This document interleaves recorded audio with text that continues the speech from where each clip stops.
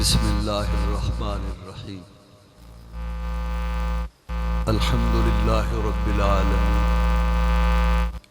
والصلاة والسلام علی اکرم الاولین والآخرین وعلی آلہ الطیبین واصحابہ الطاہرین اما بعد فاعوذ باللہ من الشیطان الرجیم بسم اللہ الرحمن الرحیم وقل رب زدنی علما صدق اللہ مولانا العظیم وبلغنا رسولہ النبی الکریم ونحن علی ذلک من الشاہدین والشاکرین والحمد للہ رب العالمین۔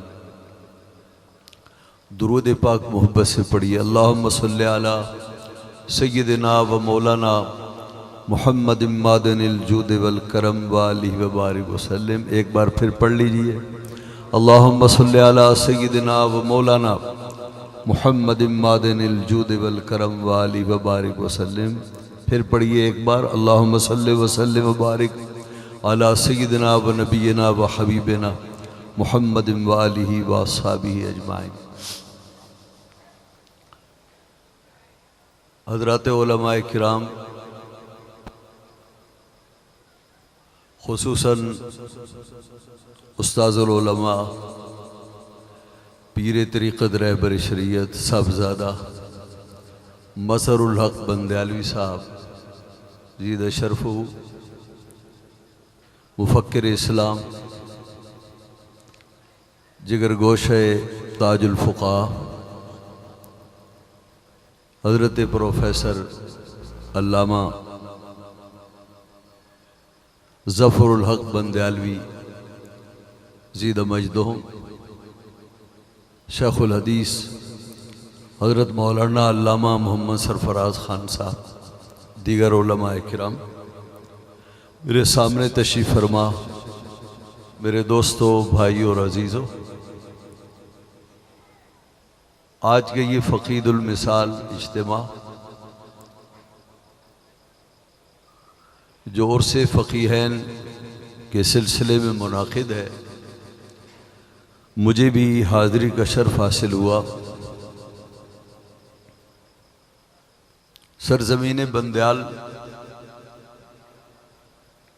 اور جامعہ امدادیہ مظہریہ بندیال شریف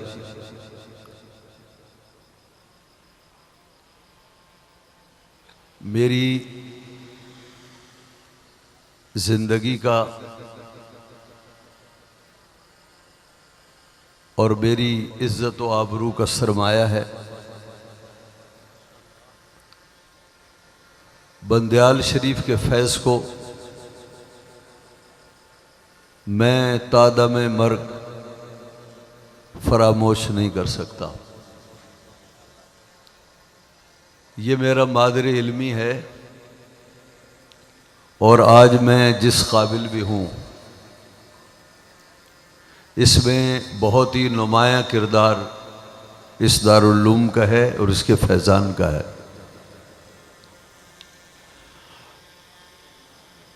اس وقت بندیال کا نام اور چار سو عالم میں جو بندیال کے ڈنکے بج رہے ہیں، اس میں نمایاں تعارف اس مادر علمی کا ہے، جہاں سے ملک کے اطراف و اکناف میں، تمام صوبہ جات میں، آزاد کشمیر میں اس دارالعلوم کا فیض پہنچا۔ آج مدارس اہل سنت، مدارس دینیہ بندیال شریف کے فیض سے آباد ہیں۔ اس دارالعلوم کا تمام مدارس اہل سنت پر احسان ہے۔ آج ہماری بڑی بڑی جامعات کی آبادی کا سبب دارالعلوم جامعہ مظہریہ امدادیہ ہے۔ اس کے مؤسس اول صاحب عرس فقیہ العصر علامہ زمان حضرت مولانا یاربند بندیالوی ہیں. میں نے تاج الفقہا، استاذ محترم، استاذ العلماء، پیر طریقت، رہبر شریعت حضرت استاد عبدالحق بندیالوی رحمہ اللہ کی کے زیر سایہ میں نے 5 سال یہاں پڑھا. استاذ الکل، جامع المعقول والمنقول حضرت مولانا استاد عطا محمد بندیالوی رحمۃ اللہ تعالی علیہ سے کسب فیض کیا. آپ حضرات خوش نصیب ہیں، عظیم ادارے سے وابستہ ہیں اور اس مقدس شہر سے آپ کا تعلق ہے. چونکہ مختلف گوناگوں اس وقت مختصر میں باتیں کرنی ہیں آپ حضرات کی خدمت میں.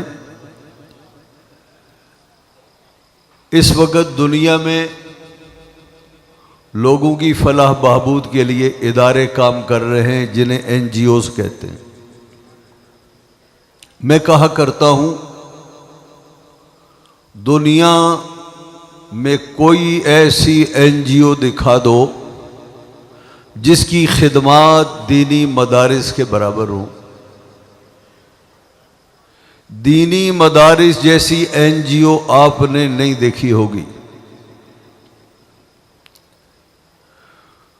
دنیا میں کروڑوں اربوں کا فنڈ جمع کرنے والی NGOs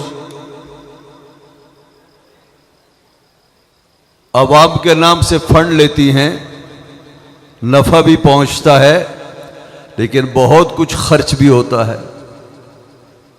دینی مدارس وہ NGO ہیں کہ جہاں آنے والا سب کچھ لے جاتا ہے، دیتا کچھ بھی نہیں. آپ اپنے شہر آس پاس کے اداروں کو دیکھیں، اسکولوں کو دیکھیں، ٹیوشن فیس کے نام پر پیسہ، داخلہ فیس کے نام پر پیسہ، فلاں پر پیسہ. ایک طالب علم کھڑے ہو کر بتا سکتا ہے کہ اس نے اس ادارے میں داخلہ لیا ہو تو داخلہ فیس اس سے لی گئی ہو، کتابوں کی مد میں پیسے لیے گئے ہوں، ٹیوشن کے نام پر پیسے لیے گئے ہوں، کھانے پینے کے نام پر پیسے وصول کیے گئے ہوں، رہائش کے سلسلے میں، بلنگ کے سلسلے میں ان سے پیسے لیے گئے ہوں. ایک طالب علم اپنے ساتھ ایک بیگ لے کر آتا ہے جس میں چند کپڑے ہوتے ہیں، مدرسے میں داخل ہوتا ہے، ایک تھیلا نام کا 1 روپیہ وہ اس ادارے میں جمع نہیں کرتا. 8 سال 10 سال تک پڑھتا ہے. جب آیا تھا تو سینہ دماغ خالی تھا، جب یہاں سے گیا تو قرآن و علوم کے معارف کی روشنی لے کر گیا. کچھ دیا نہیں، سب کچھ لے کر گیا. بتائیے دنیا میں کوئی ہے ایسی NGO جس کی ایسی خدمات ہو؟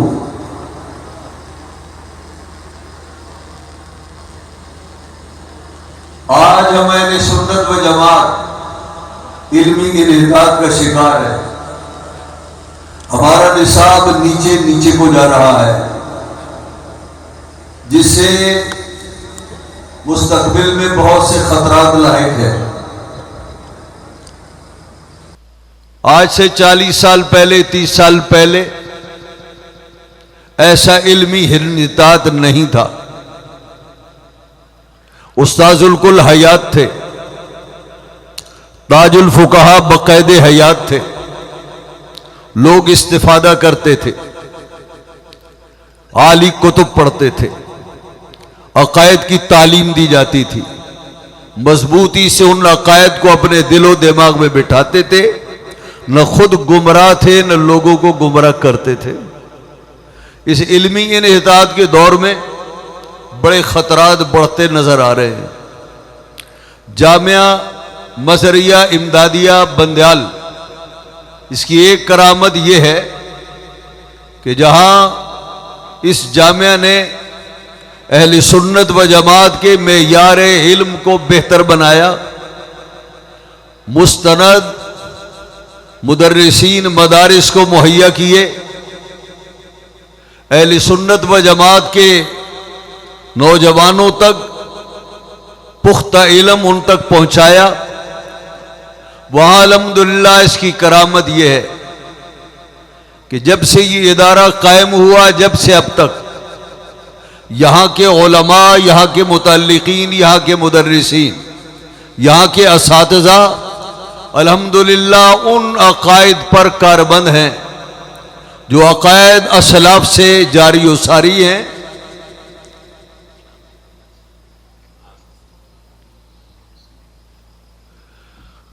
جامعہ مظہریہ امدادیہ بندیال نے یہاں کے پڑھنے والوں کے دل و دماغ میں وہ عقائد راسخ کرائے، وہ عقائد ان کے دل و دماغ میں بٹھائے جو عقائد اہل سنت ہیں،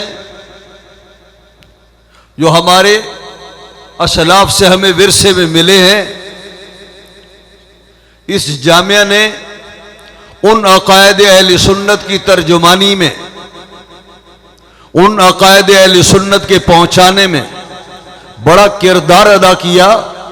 الحمدللہ میں نے اس دور میں کہ یہ بڑا چیلنج دور ہے اور عقائد کے لحاظ سے بہت زیادہ ہماری تشویشیں ہیں، لیکن بندیال کے علماء سے ایسی کوئی شکایت نہیں، اس لیے کہ ان حضرات نے حضرت استاذ الکل سے پڑھا، حضرت تاج الفقہا سے پڑھا، اور ان علماء نے وہی عقائد روشناس کرائے جو اسلاف سے ان تک پہنچے۔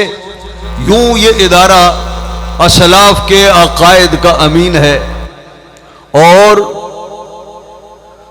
وہ درسی علوم جو کسی زمانے میں بہت زیادہ ذوق و شوق کے ساتھ پڑھائے جاتے تھے، جس سے عالم دین کے علم میں پختگی وثوق پیدا ہوتا تھا، جامعہ بندیال نے ایسے علوم کا باڑا دنیا میں تقسیم کیا۔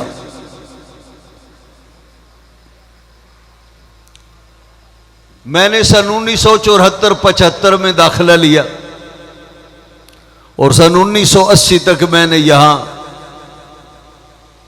نمک کھایا، ٹکڑے کھائے اور دین کا علم حاصل کیا۔ حضرت شیخ الحدیث مولانا سرفراز خان صاحب میرے کلاس فیلو رہے ہیں۔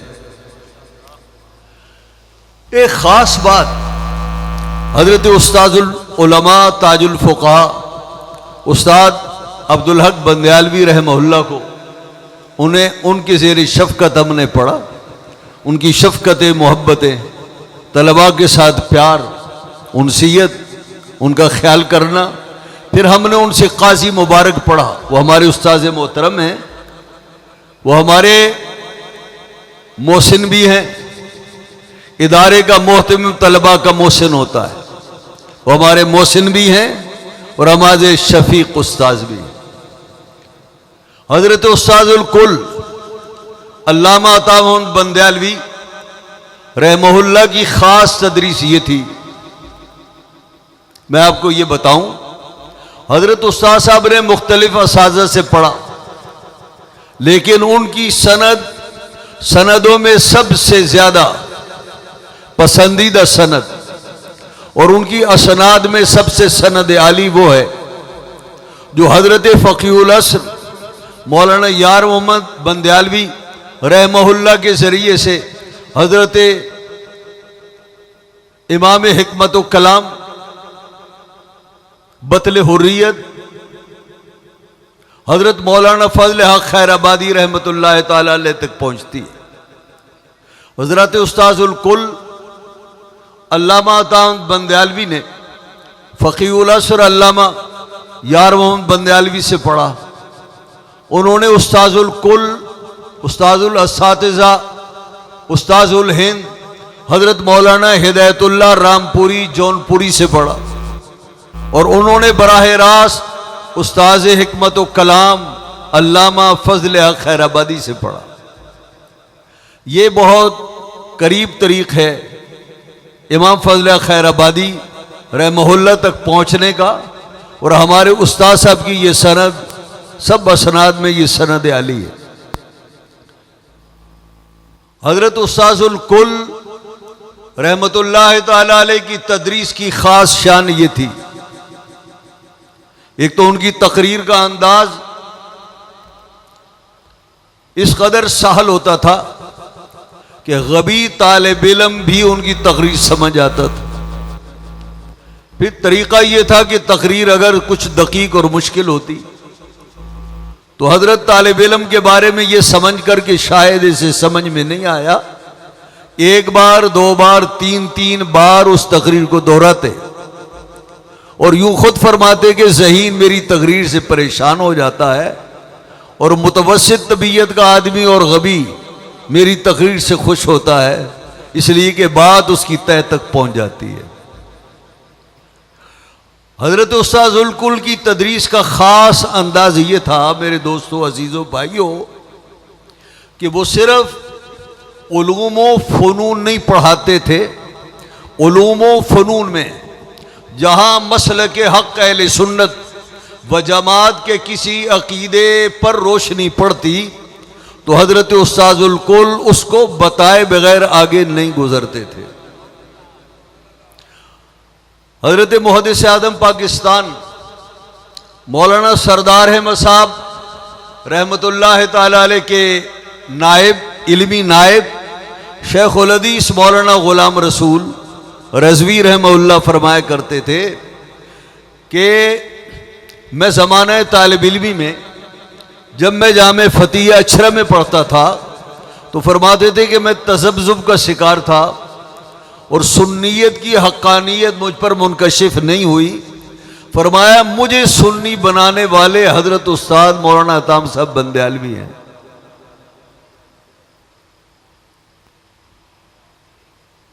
میں نے ایک بار استاد صاحب سے پوچھا، یہ اہل علم حضرات کے لیے، طلباء کے لیے، میں نے حضرت استاد الکل سے ایک بار پوچھا کہ علم کلی اور جزی کا کیا مطلب ہے؟ علم کلی اور جزی جو ہمارے ایک دو مشہور اصطلاحیں، اس کے کیا معنی ہیں؟ میرے سوال کا منشا یہ تھا، نبی پاک صلی اللہ علیہ وسلم کا علم کلی ہے، جزی ہے؟ کلی جزی معلوم ہے، نبی پاک صلی اللہ علیہ وسلم کے معلومات کلیات بھی ہیں، جزیات بھی ہیں۔ اللہ نے آپ کو کلیات کا علم دیا، جزیات کا علم دیا، پھر ہر شخص کو اللہ نے جتنا وسیع علم دیا، کروڑوں معلومات اور اربوں معلومات دی، ہر آدمی کا علم اس کے ذہن کے ساتھ قائم ہے، اور جو چیز ذہن کے ساتھ قائم ہو وہ تو ہوتی جزی ہے۔ تو حضور کو علم کلی ہے، اس کا کیا مطلب ہے؟ اتنی شاندار بات کہی آپ نے، شاید اس سے پہلے ہمارے طلباء نے نہیں سنی ہوگی۔ حضرت نے یوں چٹکیوں میں جواب دیا، فرمایا یہ کلی اور جزی غلط العوام ہے، کلی جزی، علم کلی جزی غلط العوام ہے، اصل لفظ ہے علم الکل علم الجز۔ نبی پاک صلی اللہ علیہ وسلم کو اللہ نے کل علوم دیے یا بعض علوم دیے؟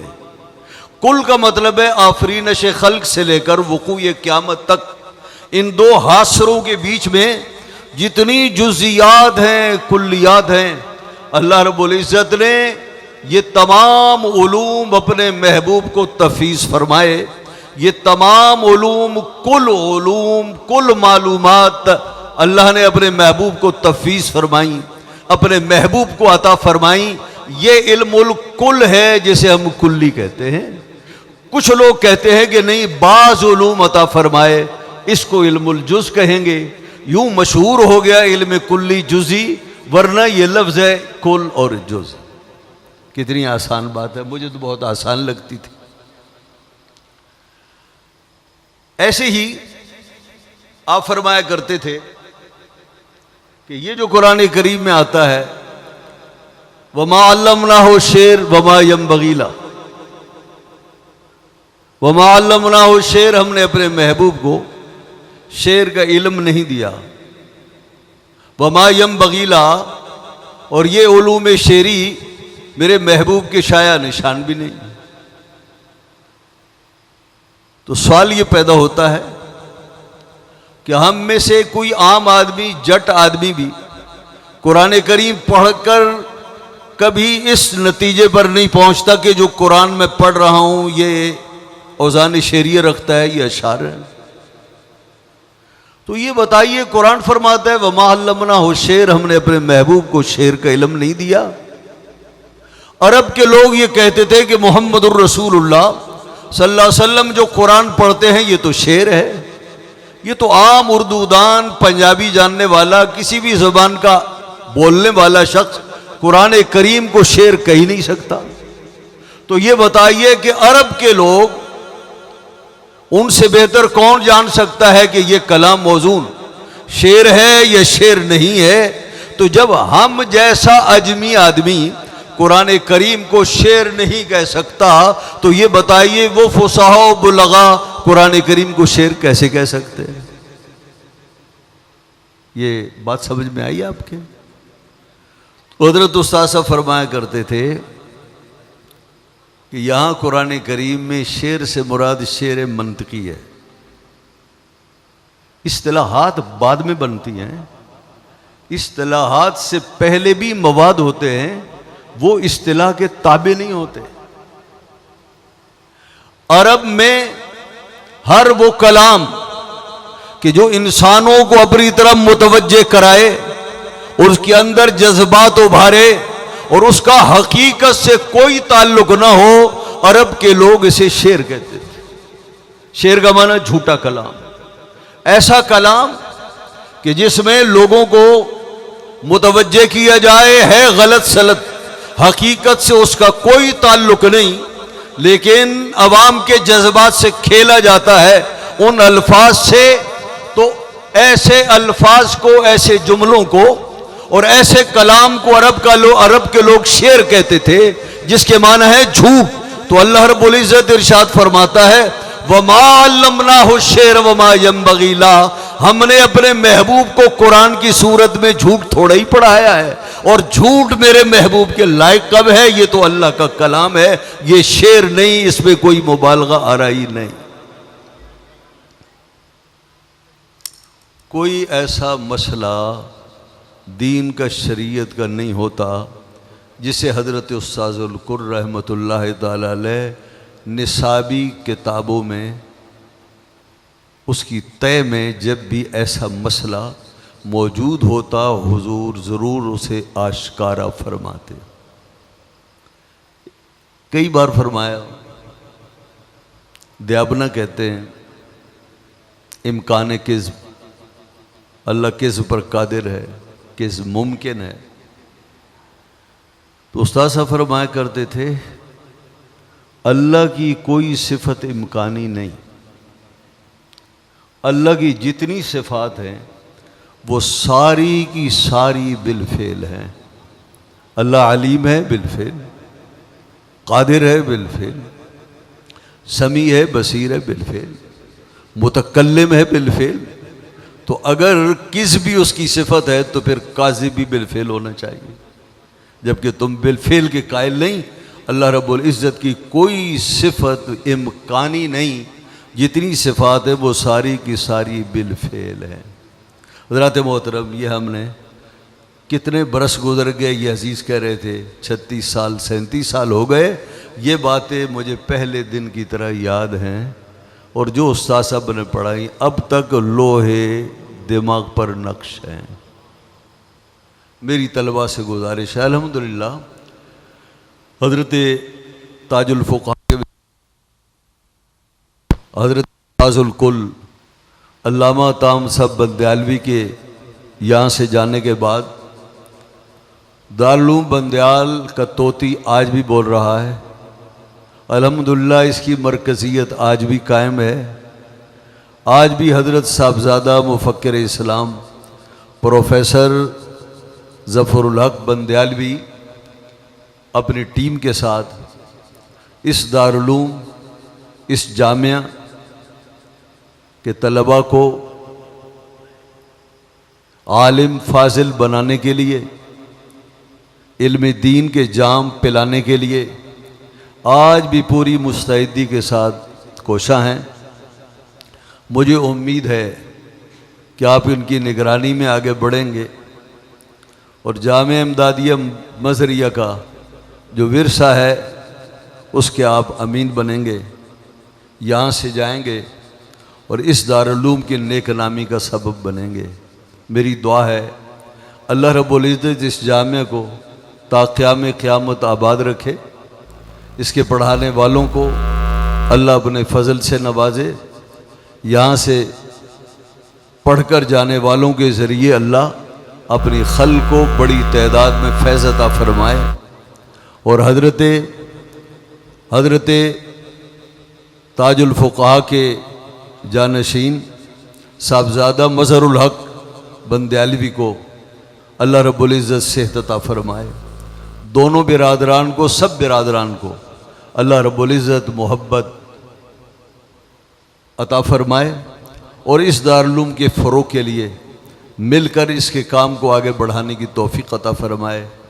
اللہ ان فضاؤں کو ہمیشہ قائم رکھے اور اس دارالعلوم بندیال کو ہمیشہ مدارس دینیہ کی سرپرستی کی اسی طرح توفیق عطا فرمائے جو ماضی میں توفیق عطا فرمائی تھی۔